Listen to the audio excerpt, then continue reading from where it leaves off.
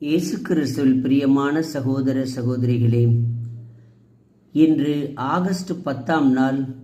அருளப்பர் நற்செய்தி 12ஆம் அதிகாரம் 23-26 வசனத்தில் இயேசு தனது சிலுவை மரணம் மற்றும் உயிர்த்தெழுதல் மூலம் மகிமைப்படுத்தப்படும் நேரம் வந்துவிட்டது என்பதை விளக்குகின்றார்.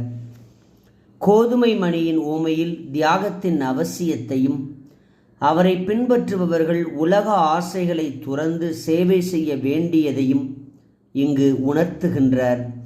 தன் ஜீவனை இழப்பவன் நித்தியத்துக்கும் காத்து கொள்வான் என்பதை வாழ்ந்த இன்றைய புனிதரின் வாழ்வு நமக்கு தெள்ளந்தெளிவாக இந்நற்செய்தியை விளக்குகிறது. புனித லாரன்ஸ் திருத்தொண்டர் கிபி 225 ஸ்பெயின் நாட்டில் பிறந்து கிபி 258 ஆகஸ்ட் 10ஆம் நாள் அன்று ரோமில் இரத்த சாட்சியாக மரித்தவர். அவர் ஏழைகளுக்கும் ஆதரவற்றவர்களுக்கும் உதவி செய்து திருச்சபையின் பொக்கிஷமாக கருதப்பட்டவர்களை அரசனிடம் ஏழையாக காட்டியவர். ரோமை பேரரசில் திருத்தந்தை 2ஆம் சிக்ஸ்துஸ் காலத்தில் 7 முதன்மை திருத்தொண்டர்களில் ஒருவராக பணியாற்றியவர்தான் இப்புனிதர்.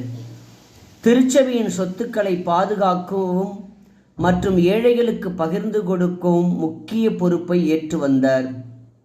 ரோமை பேரரசன் வலேரியன் கிறிஸ்தவர்களுக்கு எதிராக கடுமையான அடக்குமுறைகளை கொண்டு வந்தான்.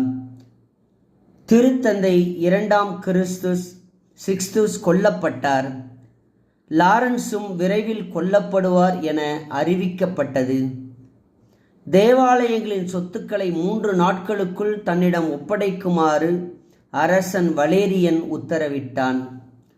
லாரன்ஸ் 3 நாட்களில் நகரில் உள்ள அனைத்து ஏழைகள், நோயாளிகள், திறனற்றோர் அழைத்து வந்து அரசன் முன் நிறுத்தினான்.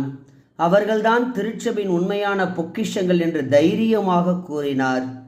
இதனால் ஆத்திரமடைந்த அரசன் அவரை ஒரு இரும்பு வாணலியில் வைத்து வறுத்து கொள்ள உத்தரவிட்டான். சித்திரவதையின் போது இறைவனை நம்பிக்கையுடன் வேண்டிக் கொண்டார்.